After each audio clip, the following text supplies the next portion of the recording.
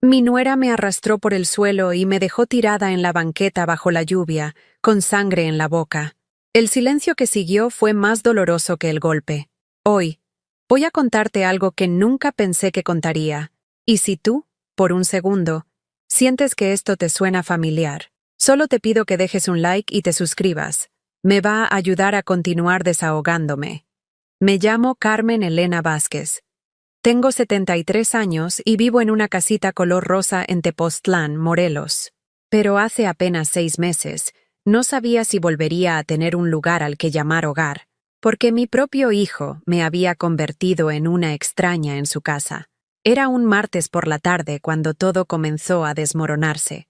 Estaba sentada en esa sala color beige que nunca me gustó, con mi bata de algodón azul, la misma que había usado para cuidar a mis nietos tantas veces.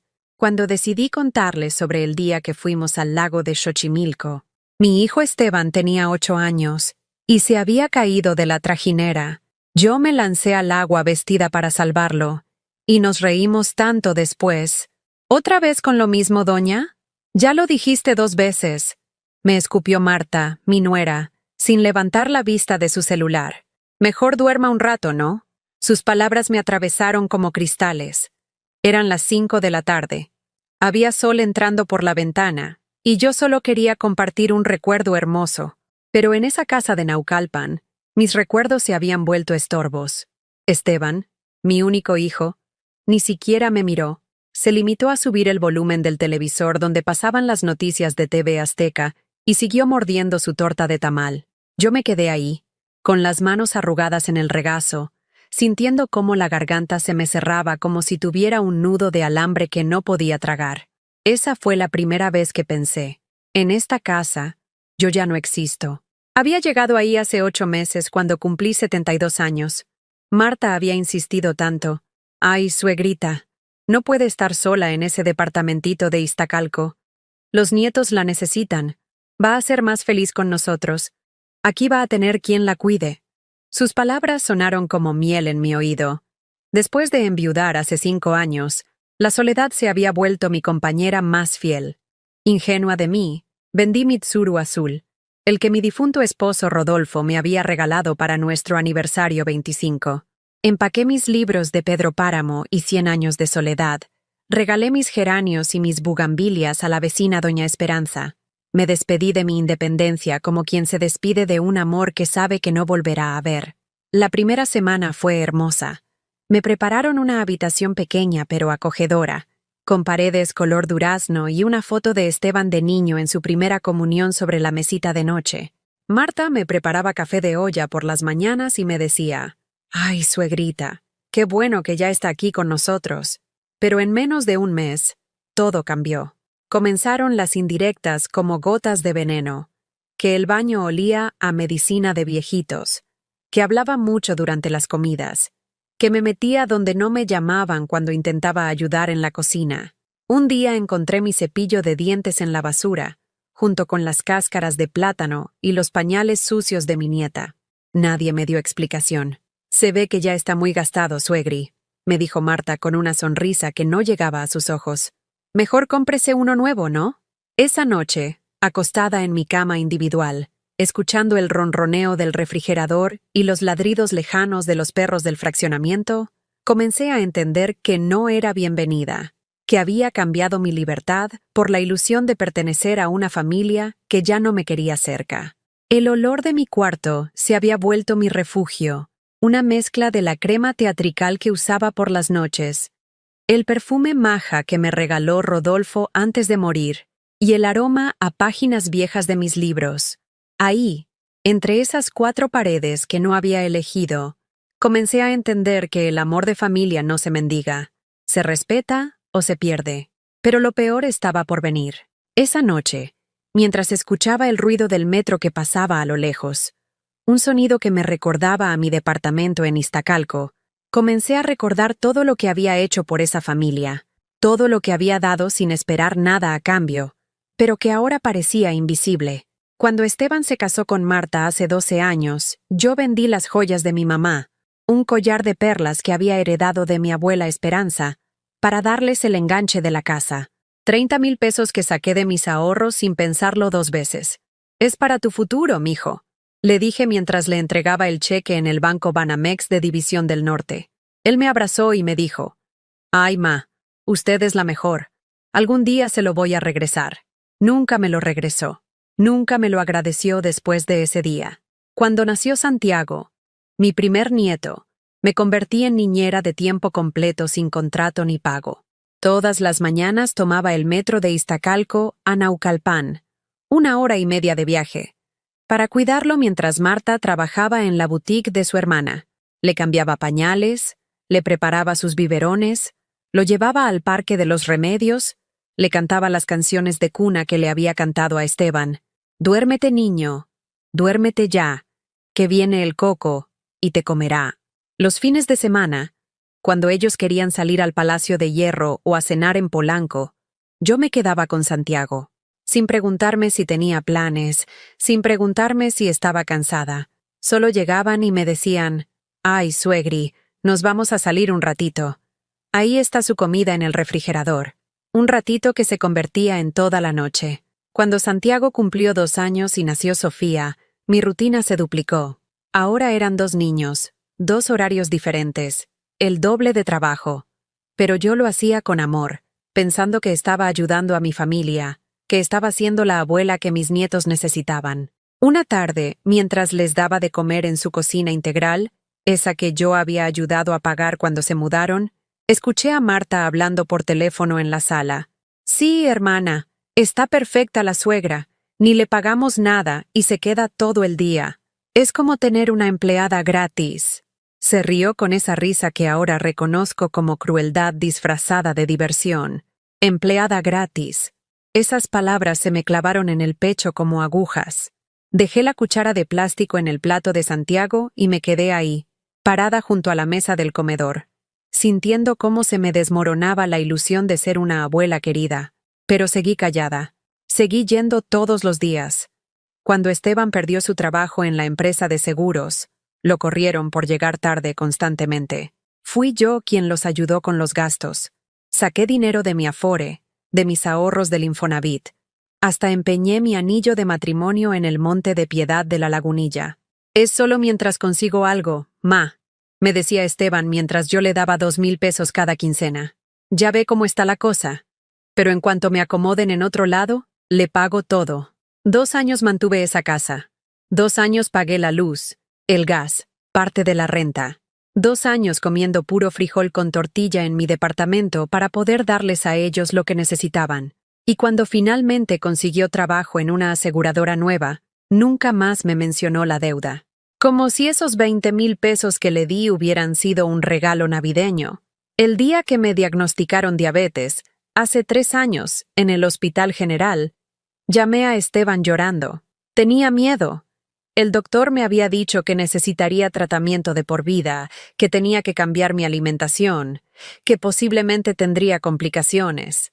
«Ay, ma, no sea dramática», me dijo por teléfono mientras yo estaba sentada en esa sala de espera que olía a pinol y desinfectante. «Es diabetes nomás, no cáncer. Mi jefe tiene diabetes y ahí anda normal». Colgó porque tenía una junta.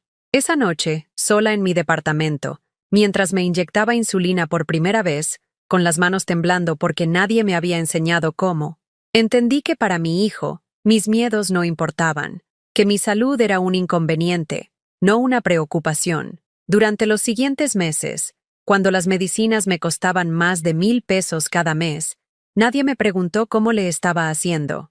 Nadie se ofreció a acompañarme al médico. Nadie notó que había bajado 10 kilos porque prefería gastar en medicinas que en comida. Pero cuando Santiago necesitó lentes, unos lentes carísimos porque tenía astigmatismo, ahí estaba yo. Saqué dinero prestado de mi comadre Leticia para comprarle sus armazones de 2,000 pesos. «Ay, suegri, qué buena es usted», me dijo Marta cuando le entregué los lentes. «Los niños tienen mucha suerte de tener una abuela así. Una abuela así. Una abuela que daba todo y no pedía nada. Una abuela que se estaba desapareciendo a sí misma para mantener contentos a todos los demás». La gota que derramó el vaso fue el día del cumpleaños de Sofía. Mi nieta cumplía 4 años y yo había estado ahorrando durante meses para comprarle una bicicleta rosa que había visto en el Soriana. Una bicicleta con rueditas y una canasta donde podía cargar sus muñecas. Llegué a la fiesta, que se celebraba en el jardín de la casa que yo había ayudado a pagar, con mi regalo envuelto en papel dorado. Había otros padres de familia, algunos vecinos, los tíos de Marta, todos con regalos costosos, todos bien vestidos. Cuando Sofía abrió mi regalo, gritó de emoción: ¡Ay, Abú! ¡Está padrísima! Es igualita a la que quería. Pero Marta, al ver la bicicleta, frunció el ceño. ¡Ay, suegri! Pero si ya le habíamos comprado una bicicleta. Mire. Y señaló hacia el garage, donde había una bicicleta idéntica pero más cara, con más accesorios. La suya está bonita, continuó Marta con esa sonrisa falsa que había perfeccionado a lo largo de los años. Pero mejor se la queda usted para cuando venga alguien más pequeño, ¿no? No vaya a ser que se confunda la niña con 2 bicicletas iguales. Me quitó mi regalo de las manos delante de todos los invitados. La emoción de Sofía se convirtió en confusión, y yo me convertí en la abuela que había llevado el regalo equivocado. Esa noche, mientras cargaba la bicicleta de regreso a mi departamento en el metro, luchando con el peso y las miradas de la gente, algo se rompió dentro de mí para siempre. Me di cuenta de que no importaba cuánto diera, cuánto me sacrificara, cuánto me desapareciera. Para ellos, yo siempre sería insuficiente. Siempre estaría haciendo algo mal. Y por primera vez en mi vida, me pregunté, ¿qué tal si dejo de dar tanto? ¿Qué tal si por una vez digo que no? Pero todavía no tenía el valor. Todavía creía que si me esforzaba más, si daba más, eventualmente me ganarían el amor que tanto necesitaba. No sabía que el amor verdadero no se gana, se respeta o se pierde. Los meses siguientes se convirtieron en una tortura silenciosa de pequeñas crueldades que se acumulaban como gotas de agua hasta formar un océano de desprecio. Mi cumpleaños número 73 llegó un jueves de febrero. Desperté temprano, como siempre, esperando al menos una llamada, un abrazo, un «feliz cumpleaños, ma». Nada. Esteban se fue al trabajo sin decirme nada. Marta desayunó viendo TikToks en su celular, ignorando completamente que era mi día especial. Santiago y Sofía ni siquiera sabían que era mi cumpleaños. Nadie se los había dicho. A las 2 de la tarde, cuando ya no pude aguantar más la tristeza, les dije con voz temblorosa: «Hoy cumplo años». Marta levantó la vista del teléfono por primera vez en horas. «Ay, sí, felicidades. ¿Ya comió? Es que tengo que salir ahorita y necesito que cuide a los niños». Eso fue todo. No hubo pastel, no hubo abrazo, no hubo «qué bueno que esté aquí con nosotros». Solo más trabajo gratuito. Esa noche, acostada en mi cama, lloré hasta quedarme sin lágrimas. Mi madre solía decir: «Los cumpleaños son para celebrar que seguimos vivos», pero yo me sentía más muerta que viva. Las humillaciones se volvieron rutina. Cuando tosía por las mañanas, mi diabetes había comenzado a afectar mis pulmones. Marta ponía cara de asco. «Ay, suegri, tápese la boca. Los niños se van a enfermar». Como si mi enfermedad fuera contagiosa, como si mi existencia fuera un peligro para su familia. Comenzaron a esconder la comida.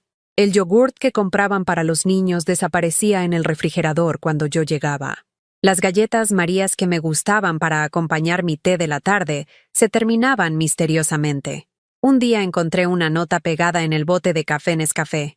Solo para emergencias. Emergencias. Yo era la emergencia en esa casa. Una tarde, mientras lavaba los platos después de prepararles de comer a Santiago y Sofía, sopa de tortilla con queso panela, su favorita, escuché a Marta hablando con su hermana por WhatsApp. «No, hermana, ya no aguanto a la señora. Habla sola, se queja de todo. Y luego se hace la víctima cuando le decimos algo. Esteban dice que está empezando con demencia. Pero yo creo que nomás se hace. Demencia». La palabra me golpeó como una bofetada. Dejé caer el plato que estaba lavando. Se hizo pedazos contra el fregadero de acero inoxidable. «¡Ay, suegri!», gritó Marta desde la sala. «¿Qué pasó? ¿Ya ve? Por eso digo que ya no puede hacer nada bien». Mis manos temblaban mientras recogía los pedazos de cerámica. Cada fragmento cortante me recordaba que para ellos yo me estaba rompiendo. y eso les daba más razones para deshacerse de mí. Pero lo peor llegó una semana después, cuando por accidente escuché la conversación telefónica que cambiaría todo para siempre. Era un domingo por la tarde. Los niños estaban viendo caricaturas en el cuarto de televisión, y yo había ido a mi habitación a tomarme mis pastillas para la presión. Desde mi ventana podía ver el patio trasero, donde Esteban hablaba por teléfono caminando en círculos, como hacía cuando tenía conversaciones importantes.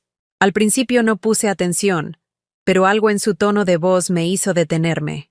Sí, licenciado, ya tengo toda la documentación. No, ella no sospecha nada. Claro que está perdiendo facultades. Por eso necesitamos actuar rápido antes de que se ponga más difícil. Mi corazón comenzó a latir tan fuerte que sentí que se me iba a salir del pecho. Me acerqué más a la ventana, tratando de escuchar mejor. ¿Los papeles del poder legal? Sí, ya los revisé. La casa de Iztacalco vale como 300,000 y tiene como 150 en el banco. No, no tiene otros herederos. Soy hijo único.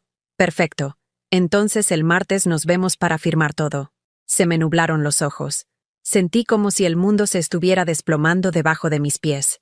Mi propio hijo, la personita que había cargado en mi vientre 9 meses, que había criado con tanto amor, que había alimentado con mi leche materna, estaba planeando robarme.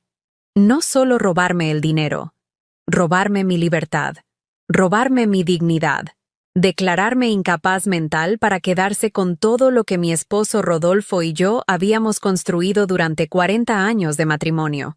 Esa noche no pude cenar. El estómago se me había cerrado completamente. Me senté en la orilla de mi cama, con las manos temblorosas, tratando de procesar la traición más grande de mi vida. ¿Cómo había llegado a esto? ¿En qué momento mi amor incondicional se había convertido en debilidad? ¿En qué momento dejé de ser Carmen Elena Vázquez, la mujer que había trabajado 30 años como secretaria en la SEP, la que había criado a un hijo con valores, para convertirme en un estorbo del que había que deshacerse? Recordé las palabras de mi comadre Leticia, que me habían sonado tan duras hace meses. Ay, Carmen, usted es muy buena, pero a veces ser buena se convierte en ser pendeja. Los hijos necesitan límites, no una madre que les dé todo. Yo había defendido a Esteban. No, comadre, él no es así. Solo está pasando por un momento difícil. Ahora entendía que Leticia tenía razón. Mi bondad se había convertido en estupidez. Mi amor se había convertido en sometimiento. Al día siguiente, mientras Marta estaba en el salón de belleza y Esteban en el trabajo, decidí buscar evidencias. Necesitaba saber exactamente qué estaban planeando. En el escritorio de la recámara principal encontré una carpeta manila escondida debajo de unos papeles del seguro del carro. Adentro había fotocopias de mi credencial de elector, de mi acta de nacimiento, de los papeles de mi casa en Iztacalco, de mis estados de cuenta bancarios. También había un formato de declaración de incapacidad por deterioro mental, ya lleno con mis datos personales. Solo faltaba la firma del médico y la mía. Mi firma, que obviamente iban a falsificar. En la parte de observaciones habían escrito: la paciente presenta episodios de confusión, pérdida de memoria recurrente, comportamiento errático y paranoia hacia los familiares. Se recomienda tutela legal inmediata. Paranoia hacia los familiares. Ellos sabían que yo estaba empezando a sospechar, y ya tenían preparada la narrativa para hacerme ver como la loca. Esa tarde, cuando llegaron del trabajo, actuaron normal. Marta me preguntó si había comido. Esteban me dio un beso en la frente como siempre, como si no estuvieran planeando destruirme por completo. Durante la cena, pozole rojo que yo había preparado porque era domingo, Santiago me preguntó: Abu, ¿por qué estás tan callada? Marta lo regañó inmediatamente. Come tu pozole y no hagas preguntas, Santiago. Pero mi nieto tenía razón. Estaba callada porque por primera vez en mi vida entendí que el silencio también podía ser una forma de supervivencia. Esa noche, acostada en mi cama, mirando el techo que tenía una mancha de humedad que parecía un corazón roto, tomé la decisión más difícil de mis 73 años de vida. No iba a ser víctima. No iba a dejar que me robaran. No iba a permitir que me declararan loca para justificar su codicia. Por primera vez en meses, sonreí en la oscuridad. Porque ellos no sabían que Carmen Elena Vázquez, la secretaria que había manejado presupuestos millonarios en la SEP durante 30 años, la mujer que había aprendido a defenderse en un mundo de hombres, todavía vivía dentro de esta abuela aparentemente indefensa. Y mañana mismo iba a recordarles quién soy en realidad. El lunes por la mañana, mientras Esteban se vestía para ir al trabajo, decidí actuar. No podía esperar más. Cada día que pasaba era un día más cerca de que ejecutaran su plan. «Mijo», le dije con la voz más calmada que pude fingir, «necesito que me acompañes al banco hoy. Quiero revisar mis cuentas». Se quedó paralizado con la corbata a medio anudar. Vi cómo su cara cambió, como cuando era niño y lo cachaba haciendo travesuras. «¿Al banco? ¿Para qué, ma? Usted no maneja dinero desde hace años». «Precisamente por eso», respondí, manteniendo mi tono dulce pero firme. «Quiero ver cómo están mis ahorros. Y también quiero ir al notario a revisar los papeles de mi casa». El silencio que siguió fue ensordecedor.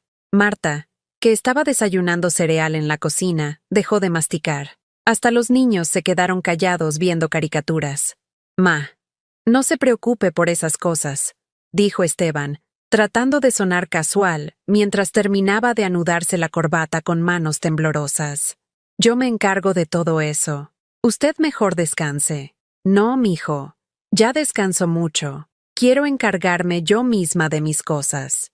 Marta se acercó con esa sonrisa falsa que ya conocía tan bien. «Ay, suegri, pero sí es muy complicado todo eso. Mejor que Esteban la acompañe el fin de semana, ¿no? Hoy está muy ocupado». «No», dije con una firmeza que me sorprendió a mí misma. Hoy, la tensión en la cocina se podía cortar con cuchillo.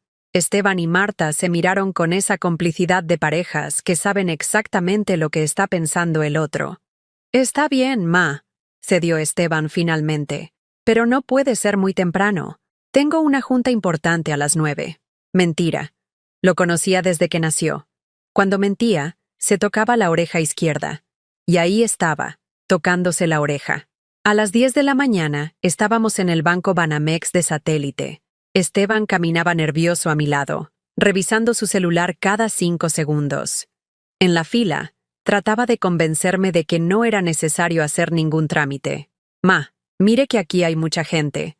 Mejor venimos otro día, ¿no?» «No, mijo, hoy». Cuando llegó nuestro turno, pedí hablar con el gerente. Un joven muy amable llamado licenciado Hernández nos atendió en su oficina privada. «Buenos días, señora Vázquez. ¿En qué la podemos ayudar? Quiero revisar todas mis cuentas y conocer qué movimientos se han hecho en los últimos 6 meses». Vi cómo Esteban se puso pálido. Sus manos comenzaron a sudar tanto que tuvo que limpiarlas en su pantalón. «Claro, señora. Solo necesito que me confirme su fecha de nacimiento y su CURP. Di». Después de la verificación, el licenciado Hernández imprimió mis estados de cuenta. Lo que vi me dejó helada. En los últimos 3 meses, alguien había estado haciendo retiros por 5,000 pesos cada quincena. Transferencias autorizadas con una firma que se parecía a la mía, pero que yo jamás había hecho. «¿Quién autorizó estas transferencias?», pregunté con voz temblorosa. El licenciado revisó su computadora. «Según nuestros registros, fueron autorizadas por usted, señora Vázquez. Aquí tenemos las firmas en el sistema. Yo nunca autoricé eso». El silencio en la oficina era mortal. Esteban se veía como si fuera a vomitar. «Ha habido un error», dijo mi hijo con voz entrecortada. «Mi mamá a veces se confunde, licenciado. La verdad es que ella me pidió que la ayudara con sus cuentas porque ya no puede manejar bien sus finanzas». «¿Tiene usted poder legal sobre las cuentas de la señora?», preguntó el licenciado Hernández. «Estamos en proceso de tramitarlo», mintió Esteban. «Por eso venimos hoy, para acelerar los papeles. Yo no le he dado ningún poder a nadie», declaré con la voz más fuerte que había usado en meses. «Y quiero que congelen todas mis cuentas inmediatamente. Nadie más que yo debe tener acceso». La cara de Esteban se descompuso completamente. «Ma, no haga esto. La gente va a pensar que...» «¿Ah, que qué, mijo? ¿Que estoy protegiendo mi propio dinero?». El licenciado Hernández tomó notas en su computadora. «Señora Vázquez, vamos a proceder a congelar todas sus cuentas como usted solicita. ¿Desea también revisar si hay otros productos o servicios vinculados? Sí, por favor, todo. Los siguientes 30 minutos fueron una revelación tras otra. No solo habían estado robándome dinero de mis cuentas de ahorro, sino que habían intentado abrir una línea de crédito a mi nombre usando mi casa como garantía. Por suerte, les había faltado un documento, así que la solicitud había quedado pendiente. Señora, me explicó el licenciado, si esta línea de crédito se hubiera aprobado, usted habría quedado debiendo 200,000 pesos al banco, con su propiedad como garantía de pago. 200,000 pesos. Suficiente para quitarme mi casa si no podía pagar.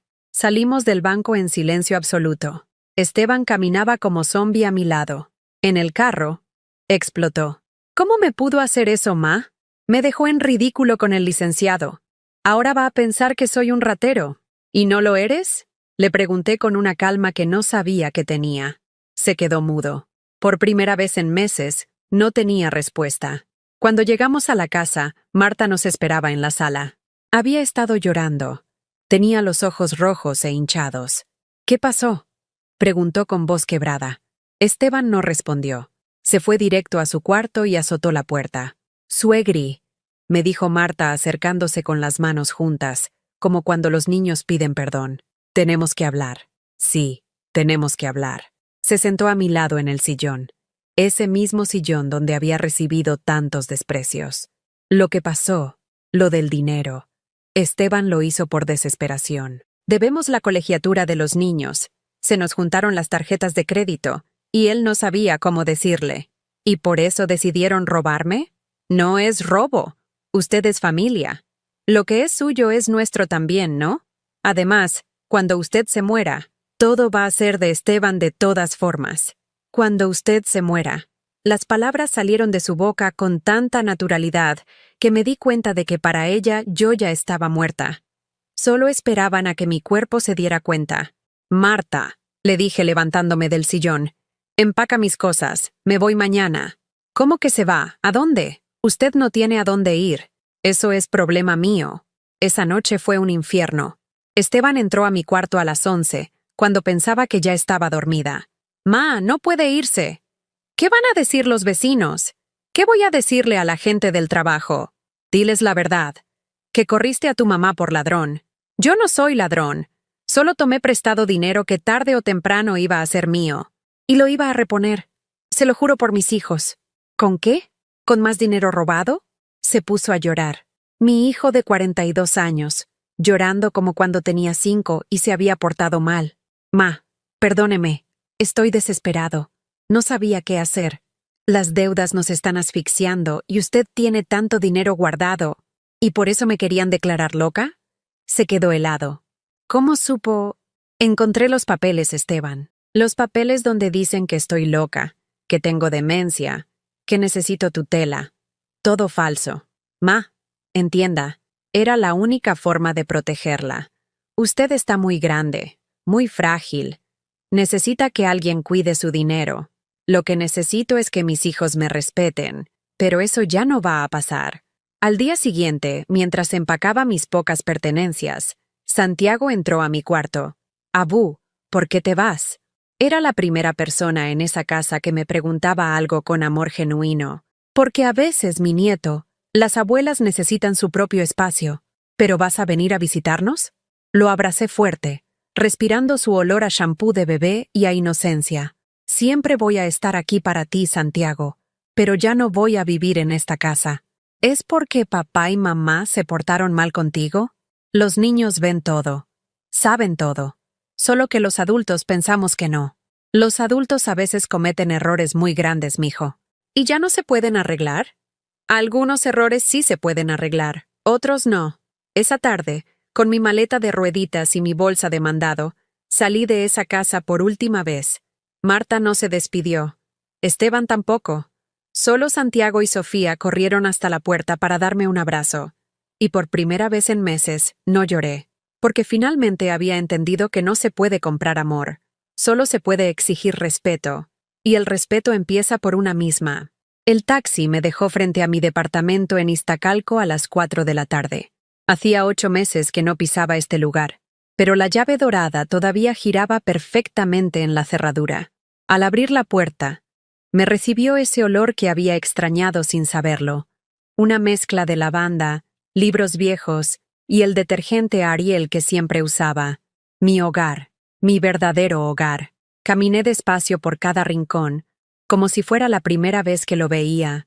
La sala pequeña pero acogedora, con mi sillón de tela floreada donde había leído tantas novelas de Corín Tellado.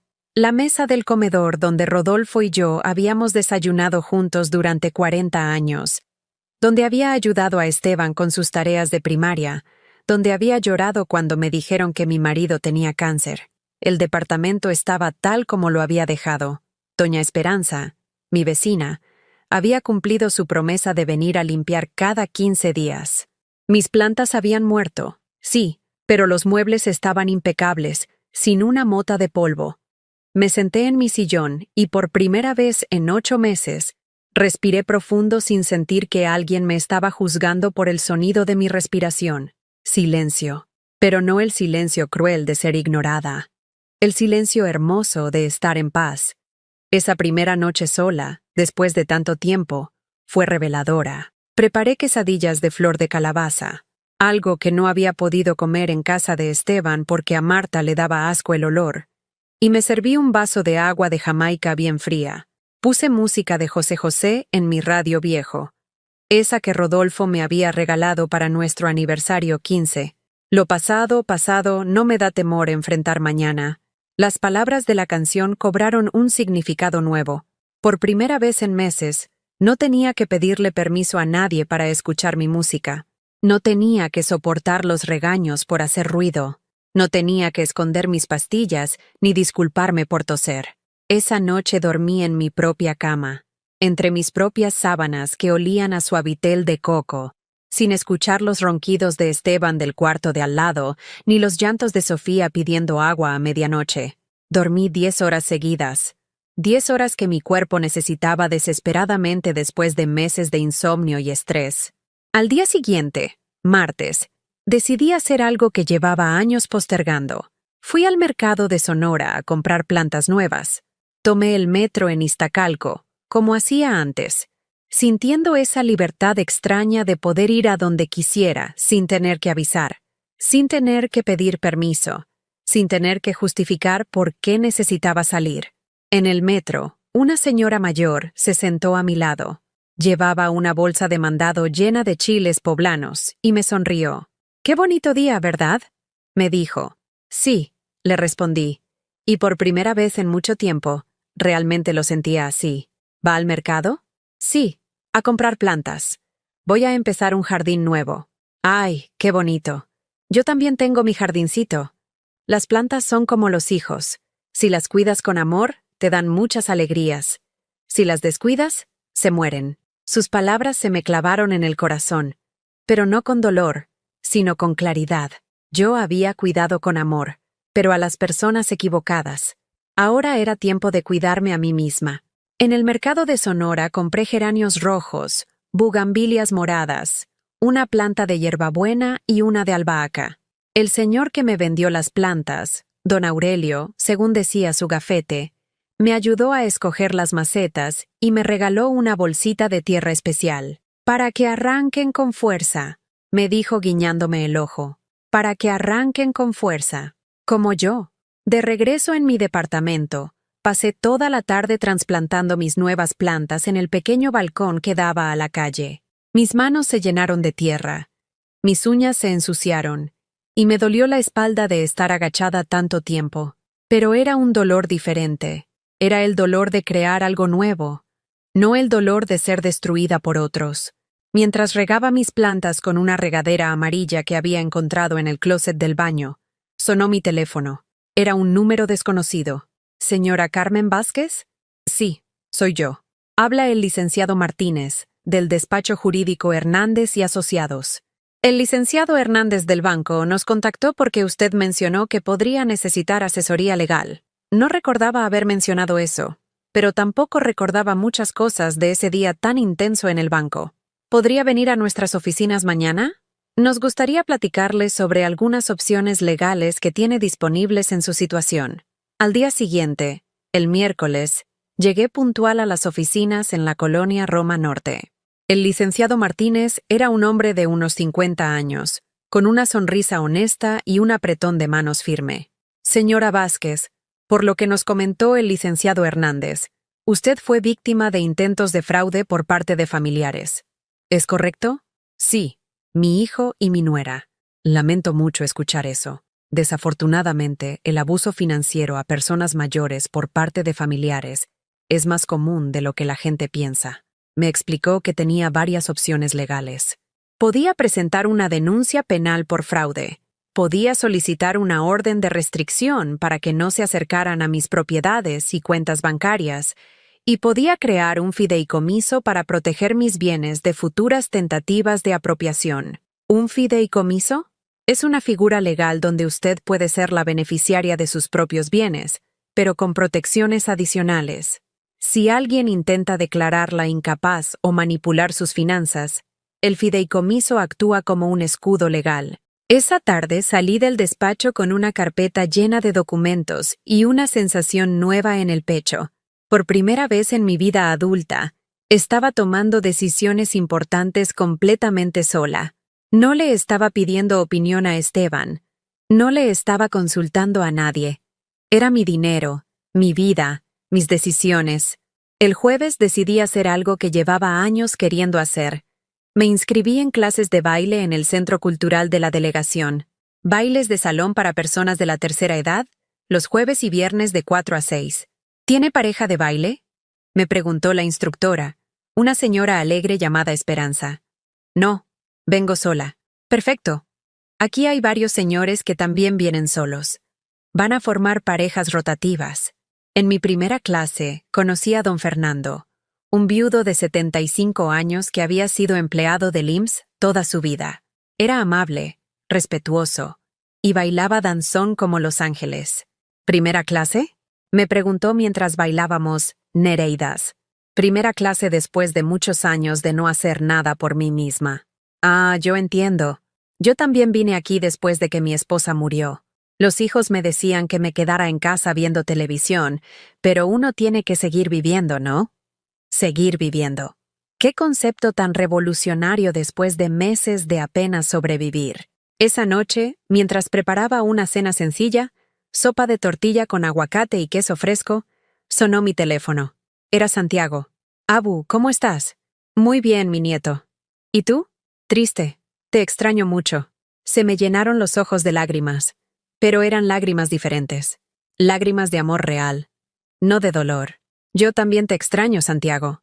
¿Puedo ir a visitarte? Claro que sí, mi amor. Pero tiene que ser con permiso de tus papás. Ya les pregunté. Papá dijo que sí, pero que no podía hablar contigo por teléfono. Por supuesto. Esteban estaba usando a los niños como mensajeros porque no tenía el valor de enfrentarme directamente. ¿Puedes venir el sábado? Sí. ¿Y puedo quedarme a dormir? Si tus papás te dan permiso, claro que sí. El sábado llegó Santiago cargando una mochilita de Pokémon y una sonrisa enorme. Llevaba una carta escrita en papel de cuaderno con su letra de segundo de primaria. Abu, te escribí una carta. La carta decía: Querida Abu, te extraño mucho. Mamá dice que te fuiste porque estás enojada, pero yo creo que te fuiste porque necesitabas tu casa. Espero que seas muy feliz. Te amo. Santiago. PD. Sofía también te manda saludos, pero no sabe escribir. Esa noche, mientras Santiago dormía en mi cama y yo en el sillón de la sala, insistió en que él podía dormir en el sillón, pero yo no se lo permití.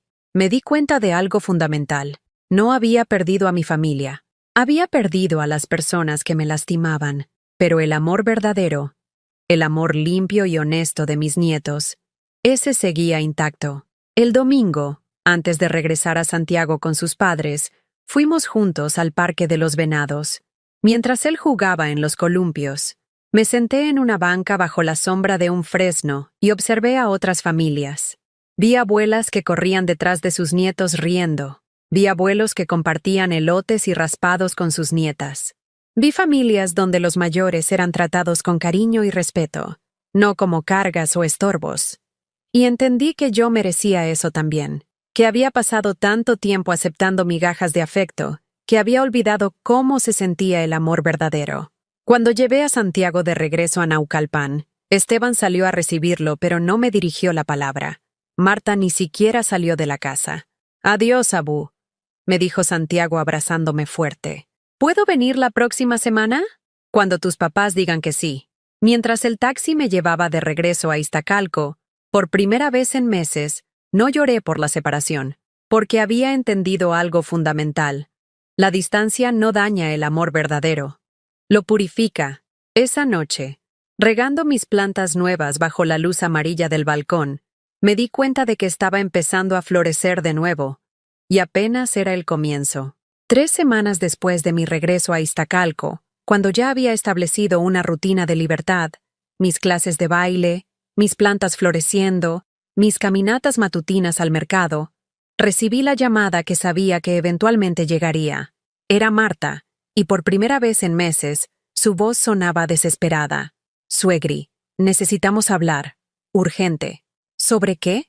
Sobre lo que pasó. Tenemos que arreglar esto. Los niños la extrañan mucho y, bueno, Esteban también. Mentira. Esteban no me extrañaba.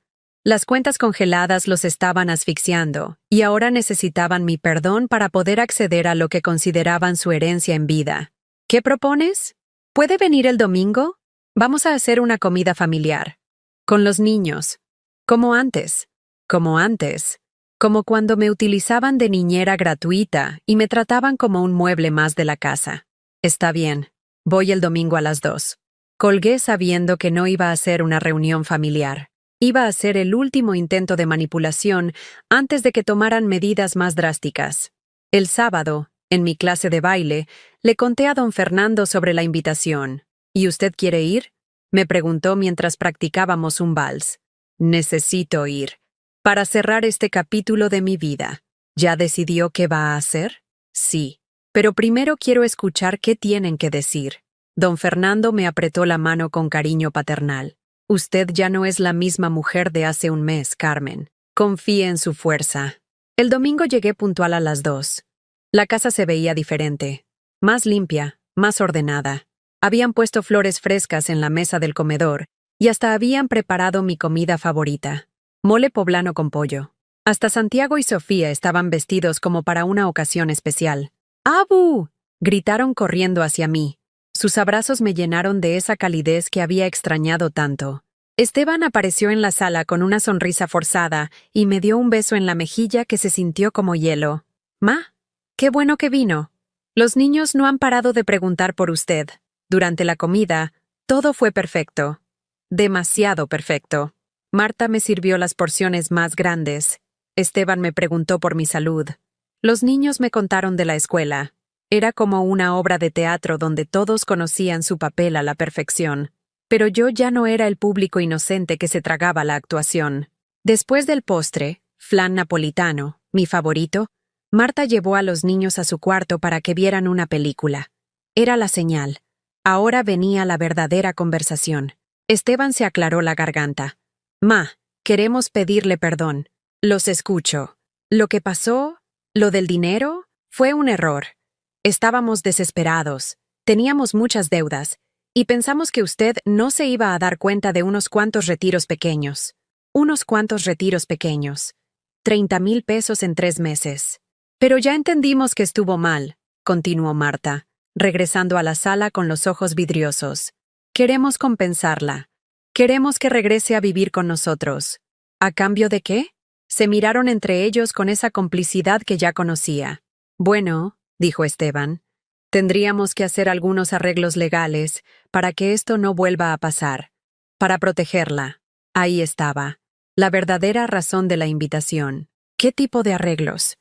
Marta sacó una carpeta manila de debajo de un cojín del sillón, la misma carpeta que había encontrado en su cuarto semanas atrás. Son unos papeles para que Esteban pueda ayudarla con sus finanzas. Nada complicado. Solo firma aquí y aquí. Abrí la carpeta. Eran los mismos documentos de antes, pero ahora con fechas actualizadas. La declaración de incapacidad mental, el poder legal notarizado, la cesión de bienes. Todo listo para que firmara y me convirtiera oficialmente en su prisionera legal. ¿Y si no firmo? El ambiente en la sala cambió instantáneamente. Las máscaras cayeron. Ma, dijo Esteban con voz dura. Usted ya está muy grande. Ya no puede vivir sola. ¿Qué tal si le pasa algo en ese departamento y nadie se da cuenta hasta días después? Sí, suegri, agregó Marta. Además, los niños la necesitan. ¿No ve cómo la extrañan? ¿Va a ser tan egoísta de privarlos de su abuela solo por su terquedad? Egoísta, terquedad. Las mismas palabras que habían usado para manipularme durante meses. ¿Y si sigo sin firmar? Esteban se puso de pie. Su postura cambió completamente. Ya no era mi hijo suplicante. Era un hombre amenazante. Entonces vamos a tener que buscar otras opciones. Legales. ¿Cómo cuáles? Podemos demostrar que usted ya no está capacitada para tomar decisiones. Tenemos testimonios de vecinos que dicen que habla sola, que se confunde, que olvida las cosas. Mentiras. Todas mentiras preparadas de antemano. Marta se acercó y puso su mano en mi hombro con falsa dulzura. No queremos llegar a eso, suegri. Pero si usted nos obliga... Me levanté del sillón y caminé hacia la ventana que daba al jardín trasero, el mismo jardín donde había escuchado la conversación telefónica que había cambiado mi vida. ¿Saben qué? Dije dándome la vuelta para enfrentarlos. Tienen razón en algo. Sí soy muy grande para seguir creyendo en sus mentiras. Saqué de mi bolsa los documentos que había preparado con el licenciado Martínez. Esteban Vázquez López y Marta Ramírez de Vázquez. Leí en voz alta. Por medio de la presente se les notifica que han sido excluidos como beneficiarios de todos los bienes, propiedades y cuentas bancarias de Carmen Elena Vázquez Rosales. Se quedaron mudos. Además, continué, se les informa que cualquier intento de acercarse a dichas propiedades o de realizar gestiones legales fraudulentas será considerado como tentativa de abuso financiero a persona mayor, delito penado con hasta 8 años de prisión. Esteban se puso pálido. Ma, usted no puede hacer eso. Soy su único hijo. Sí puedo. Y ya lo hice. Marta explotó. Está loca. Nadie va a creer que una vieja senil pueda manejar tanto dinero. Vamos a demostrar que ya no está capacitada. Inténtenlo, dije con una calma que me sorprendió. El fideicomiso Carmen Elena Vázquez está registrado ante notario público. Tengo certificados médicos de 3 doctores diferentes que confirman mi plena capacidad mental. Y tengo grabaciones de todas nuestras conversaciones telefónicas de las últimas 3 semanas. Mentí sobre las grabaciones, pero ellos no lo sabían. También, agregué sacando otro documento. Tengo esto. Era una fotografía de los papeles falsos que había encontrado en su cuarto, junto con un peritaje caligráfico que confirmaba que habían falsificado mi firma en los retiros bancarios. Una copia de esto ya está en la Fiscalía General de Justicia. Esteban se desplomó en el sillón como si le hubieran quitado los huesos. Ma, no haga esto. Somos familia. La familia no roba. La familia no miente. La familia no planea declarar loca a su propia madre para quitarle su dinero. Pero es que usted tiene tanto y nosotros necesitamos tanto, gritó Marta con las venas del cuello marcadas.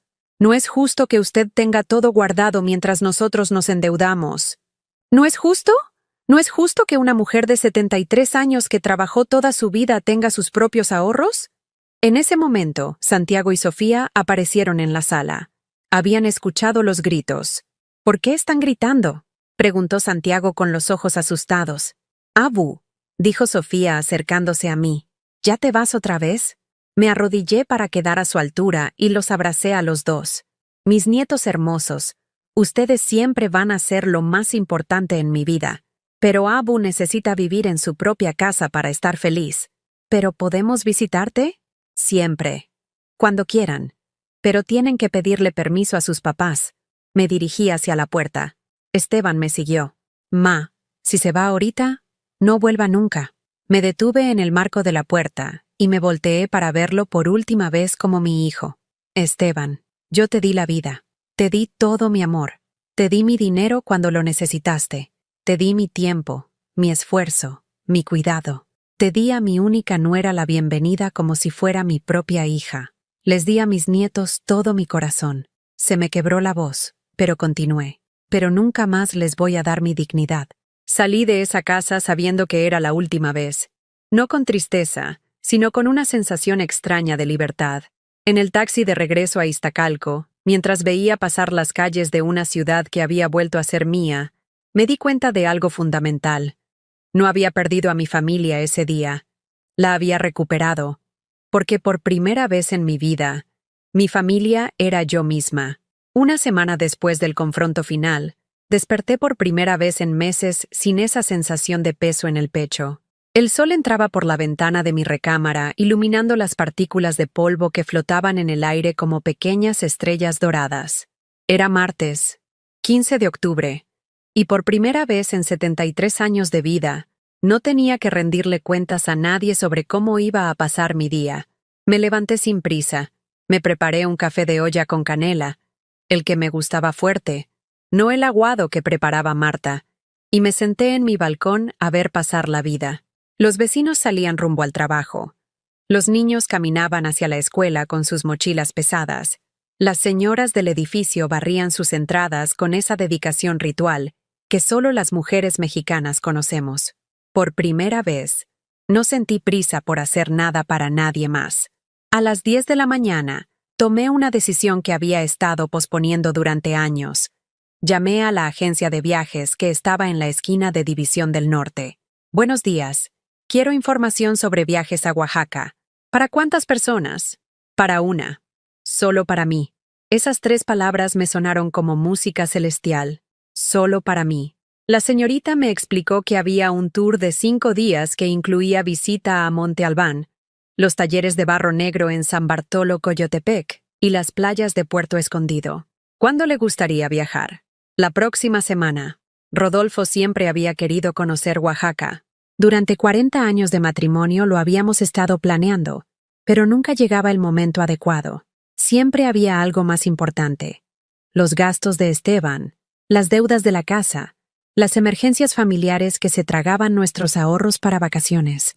Ahora, a los 73 años, finalmente iba a conocer las ruinas zapotecas que mi esposo había visto tantas veces en el Discovery Channel. Esa tarde, en mi clase de baile, don Fernando notó mi cambio de humor inmediatamente. «Se ve usted radiante, Carmen. ¿Pasó algo bueno? Me voy de viaje. A Oaxaca, sola. ¡Qué maravilla! Mi esposa y yo fuimos hace muchos años. Va a estar padrísimo». Mientras bailábamos La Llorona, qué ironía tan hermosa, me di cuenta de que por primera vez en décadas no tenía miedo de hacer algo solo por el placer de hacerlo. ¿Sabe qué, don Fernando? Creo que también me voy a teñir el pelo. Se rió con esa risa franca de los hombres mayores que han aprendido a celebrar la vida. ¿De qué color? Castaño claro, como lo tenía cuando era joven. Va a estar preciosa. Al día siguiente fui al salón de belleza Lupita, que estaba sobre la avenida Rojo Gómez. Hacía años que no iba a un salón. En casa de Esteban, Marta siempre comentaba que era un gasto innecesario, cuando había tinte de caja en el súper. Quiero un cambio radical, le dije a Lupita, la estilista. ¿Qué tan radical? Quiero verme como me siento, renacida. 3 horas después salí del salón con el cabello castaño claro, un corte moderno a los hombros y las uñas pintadas de rojo cereza. Cuando me vi en el espejo del tocador esa noche, no reconocí a la mujer que me miraba de vuelta. Esta mujer tenía brillo en los ojos. Esta mujer sonreía sin esfuerzo. Esta mujer se veía libre. El viernes por la tarde, mientras empacaba mi maleta nueva, la primera que compraba para mí en 20 años, sonó el teléfono. Era Santiago. Abu, ¿es cierto que te vas de viaje? Sí, mi nieto. ¿Cómo supiste? Sofía me dijo. Dice que mamá estaba hablando por teléfono y se escuchó bien enojada. ¿Y qué te parece que Abu se vaya de viaje? Me da gusto. Suenas muy contenta. Ese niño de 7 años tenía más sabiduría emocional que sus padres juntos. ¿Abu? ¿Sí, mi amor? ¿Puedo pedirte un favor? Claro. ¿Me puedes mandar una postal? Como las que salen en las películas. Se me llenaron los ojos de lágrimas. Te voy a mandar la postal más bonita que encuentre. ¿Y Abu? ¿Sí? Cuando regreses, ¿podemos ir juntos al parque? ¿Solo tú y yo? Por supuesto, mi nieto. El lunes temprano, mientras el autobús de la línea A2 salía de la Terminal del Sur rumbo a Oaxaca, Vi pasar por la ventana todos los lugares donde había vivido mi vida anterior. El Hospital General donde nació Esteban, la escuela donde había trabajado como intendente cuando él era pequeño, el panteón de Choco donde estaba enterrado Rodolfo. Pero no sentí nostalgia. Sentí gratitud. Gratitud por haber sobrevivido para llegar a este momento de libertad absoluta. Oaxaca me recibió con colores que no sabía que existían. El verde jade de las montañas, el rosa mexicano de las bugambilias, el azul añil de los rebozos en el mercado de Benito Juárez. Durante 5 días caminé por calles empedradas. Comí mole negro sin tener que compartirlo con nadie. Visité talleres de artesanos que me explicaron técnicas ancestrales con paciencia infinita. En Monte Albán, parada frente a las pirámides zapotecas, sentí una conexión extraña con el tiempo y la historia. Todas esas civilizaciones que habían florecido y desaparecido, todas esas personas que habían vivido, amado, sufrido y muerto, me hicieron entender que mi pequeño drama familiar era apenas un suspiro en la eternidad, pero también me hizo valorar que este suspiro era el único que tenía, y tenía derecho a vivirlo con dignidad. En Puerto Escondido, sentada en la playa viendo el atardecer con un tejate en la mano, una turista de mi edad se sentó a mi lado. ¿Vienes sola?, me preguntó con acento chilango. Sí, completamente sola. ¡Qué valiente! Yo nunca me he atrevido. No es valentía, le respondí. Es necesidad. A veces una necesita recordar quién es cuando nadie más está viendo. Esa noche, en mi cuarto del hotel frente al mar, escribí 5 postales. Una para Santiago, una para Sofía, una para don Fernando, una para mi comadre Leticia y una para mí misma. En la mía escribí: Carmen, gracias por no rendirte. Gracias por recordar que mereces respeto. Gracias por elegir la libertad sobre la comodidad. Te admiro. Con cariño. Tú misma. El viernes de regreso, cuando el autobús entró a la Ciudad de México y vi el ángel de la independencia dorado bajo el sol de la tarde, supe que regresaba siendo una mujer completamente diferente a la que había salido. Esa diferencia se notó inmediatamente. El sábado, en mi clase de baile, hasta la instructora Esperanza comentó el cambio. Carmen, se ve usted rejuvenecida. ¿Qué se hizo? Me encontré a mí misma. Respondí sin sentir vergüenza por sonar cursi. Don Fernando me invitó a tomar un café después de la clase en la cafetería La Parroquia de la esquina. ¿Sabe qué, Carmen? Tengo 75 años y he aprendido que la vida nos da lecciones hasta el último día. Usted me está enseñando que nunca es tarde para defenderse de quienes no nos valoran. ¿Usted también tuvo problemas con su familia? Mi hijo mayor quería que vendiera mi casa para que él pudiera comprar una más grande. Decía que yo ya estaba muy viejo para vivir solo, que me podía pasar algo. ¿Y qué hizo? Después de ver su ejemplo, le dije que no, que mi casa es mía hasta que yo decida lo contrario. ¿Cómo reaccionó? Se enojó, dejó de hablarme, pero después de 2 semanas vino a pedirme perdón. Dijo que había reflexionado y que entendía mi posición. ¿Ve? A veces la gente necesita límites para aprender a respetar. Esa noche, mientras regaba mis plantas que habían crecido hermosamente durante mi ausencia, doña Esperanza había cumplido su promesa de cuidarlas. Mi teléfono sonó con un número desconocido. ¿Carmen? Sí, ¿quién habla? Soy Andrea, la mamá de Paulina, la compañerita de Santiago en la escuela. Ah, sí, hola. Perdón que la moleste. Pero Santiago le dio mi número a mi hija y me pidió que la llamara. ¿Pasó algo? No. Es que, bueno, mi hija dice que Santiago habla mucho de usted en la escuela. Dice que usted es la abuela más valiente del mundo porque se fue a vivir sola y después se fue de viaje sola. Me reí. ¿En serio dice eso? Sí. Y la verdad es que a mí me da mucha curiosidad. Yo tengo 50 años y jamás he viajado sola. ¿Cómo se sintió? Como si hubiera estado dormida durante años y finalmente hubiera despertado. ¿Podríamos platicar algún día? Me gustaría escuchar su historia. Claro, cuando guste. Después de colgar, me quedé pensando en lo extraño de la vida. Santiago, mi nieto de 7 años, estaba contando en la escuela que su abuela era valiente.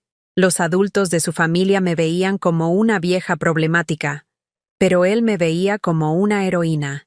Quizás los niños ven las cosas más claramente que nosotros. Esa noche, antes de dormir, me miré en el espejo del baño con mi pijama nueva, azul cielo con florecitas blancas, y mi cabello castaño recién cortado. Buenas noches, Carmen, me dije a mi reflejo.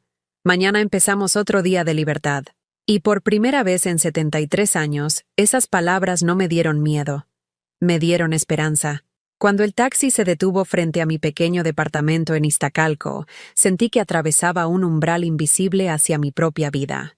Bajé con mi maleta de ruedas y respiré hondo el aire tibio de la tarde, apenas audible entre los susurros de las vecinas que barrían la banqueta con la misma coreografía de siempre.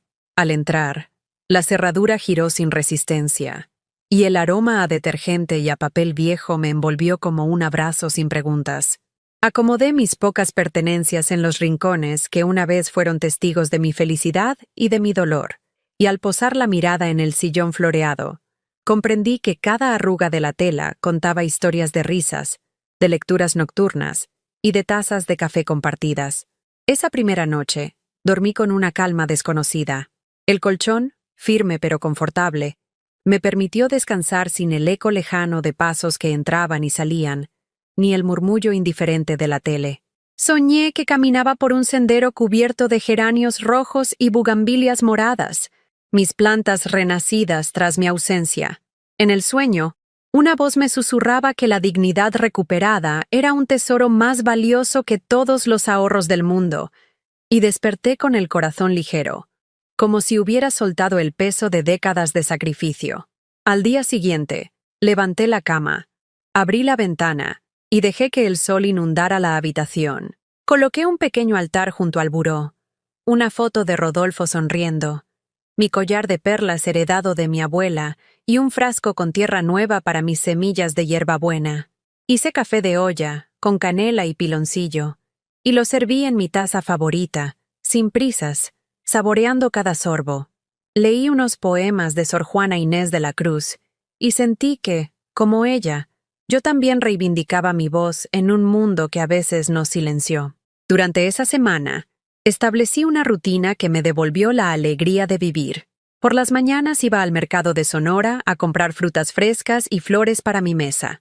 Conversaba con los vendedores, muchos de los cuales me conocían de antes y me recibían con un afecto genuino. Regresaba caminando, deteniéndome en la papelería para hojear revistas de arte y en la librería de la esquina para buscar ofertas. Cada paso era una pequeña victoria sobre el miedo a la soledad que me había acompañado durante meses. Por las tardes, me inscribí en un taller de escritura creativa en la Casa de Cultura de mi delegación. Allí conocí a otras adultas mayores que compartían mis inquietudes. Una maestra jubilada de Puebla, un ama de casa que había escrito su primer cuento a los 70, un contador recién jubilado que descubría la poesía. Nuestras sesiones de escritura se convirtieron en un espacio de complicidad, risas y confidencias. Escribimos sobre la infancia, el amor perdido, los sueños truncados y las nuevas oportunidades. Cada historia nos acercaba más y nos recordaba que nunca es tarde para reinventarse. Una mañana, mientras revisaba un borrador sobre mis días junto al lago de Xochimilco, mi teléfono sonó. Era el despacho jurídico que me había contactado tras mi visita al banco. La abogada, con voz amable y firme, me informó que la denuncia por abuso financiero había progresado. Mi hijo y mi nuera habían sido citados para declarar ante el Ministerio Público. Sentí una mezcla de tristeza y alivio, como si finalmente se reconociera el daño que me habían causado. Acordamos la fecha de la audiencia, y antes de colgar, la abogada añadió: «Nos aseguraremos de que usted recupere no solo sus bienes, sino también su paz». El día de la audiencia, me vestí con un vestido azul claro y un pañuelo blanco en el cuello, como símbolo de mi inocencia y mi determinación. Llegué puntual a la fiscalía, saludé con respeto a la gente del Ministerio Público y narré mi experiencia con la serenidad de quien sabe que la verdad está de su lado. Mostré los documentos, los estados de cuenta, las grabaciones y los testimonios de los vecinos que habían escuchado los gritos y notado las humillaciones. Al terminar, sentí como el peso de la injusticia se convertía en un acto de justicia personal. 2 semanas después, El Ministerio Público presentó cargos formales contra mi hijo y mi nuera por fraude y tentativa de abuso de confianza. La noticia corrió rápido por la familia y, aunque muchos parientes cercanos evitaron tomar partido, llegaron mensajes de solidaridad de amigos de toda la vida, de antiguos compañeros de trabajo en la SEP y de conocidos de la parroquia. En lugar de reprocharme haber expuesto a mi propia familia, me felicitaron por haber defendido mis derechos con valentía. Esa victoria judicial fue solo una parte de mi sanación. Más importante fue la transformación interna que experimenté. Descubrí que la independencia no es un lujo para los jóvenes, sino una necesidad para el espíritu. Aprendí a poner límites con firmeza y cariño, a decir no sin culpa y a priorizar mi bienestar. Cada reto que superé se convirtió en una pieza más de mi fortaleza, como los ladrillos que construyen un refugio seguro. Un sábado por la tarde, recibí una visita inesperada. Don Fernando, mi compañero de baile, llegó con un ramo de girasoles, para la mujer que sembró su propio jardín de libertad. Me dijo con su característico humor. Nos sentamos en mi balcón, y mientras el perfume de la hierbabuena flotaba en el aire, hablamos de la vida, del amor y de los sueños que todavía quedaban por cumplir. Fue una conversación sin reproches, llena de complicidad y de planes para explorar juntos nuevos ritmos de baile. Con el paso de los meses, recuperé lazos con mi nieto Santiago y con mi nieta Sofía. Sus padres, aún en proceso de entender el daño que me hicieron, autorizaron las visitas bajo supervisión. Cada encuentro con ellos fue un bálsamo. Le contaba historias de mis viajes a Oaxaca, de las ruinas zapotecas y de los talleres de barro negro.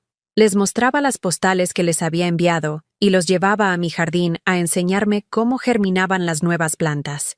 A través de su cariño, entendí que el amor verdadero no se compra ni se fuerza. Se nutre con respeto y gratitud. Un día, mientras caminaba por la calle con mi bastón florido de calcomanías, me encontré con doña Esperanza, mi vecina de toda la vida. Con lágrimas en los ojos me abrazó y me dijo: «Carmen, me da tanto orgullo verte feliz otra vez. Tú eres el ejemplo de que nunca se pierde la dignidad». Fue el mejor reconocimiento que pude recibir, porque provenía de alguien que había sido testigo de cada paso de mi viaje. Hoy, cuando miro hacia atrás, veo que aquellas humillaciones, aquel intento de despojo y aquel silencio doloroso fueron la chispa que encendió mi fuego interior.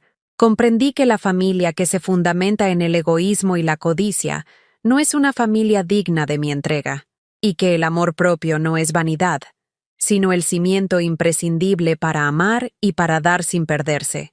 Esta historia no concluye con un «vivieron felices para siempre», porque la vida real no se cuenta en finales perfectos. Concluye con un comienzo. El comienzo de alguien que, a los 73 años, redescubrió su valor, su voz y su libertad. El comienzo de una mujer que aprendió a fluir con la música de sus propios pasos y a construir un hogar interior que nadie podía arrebatarle. Lección de vida. Nunca permitas que quienes dicen quererte te traten como si fueras un obstáculo.